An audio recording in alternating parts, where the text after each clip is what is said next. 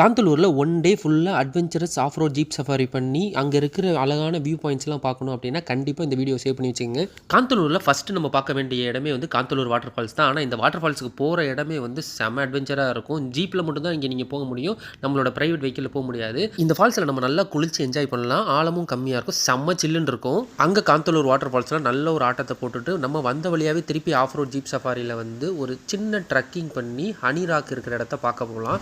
இங்கே வந்து ராக்கில் வந்து ஹனி பீஸ்லாம் கூடு கட்டியிருக்கும், அதை பார்க்கலாம். அங்கேருந்து மறுபடியும் ஆஃப் ரோட் ஜீப் சஃபாரி பண்ணி நம்மளோட 3வது வியூ பாயிண்ட்டுக்கு வந்துடலாம். இது வந்து லெமன் கிராஸ் வியூ பாயிண்ட். இங்கே ட்ரீ ஹட்லாம் நிறையா இருக்கும்.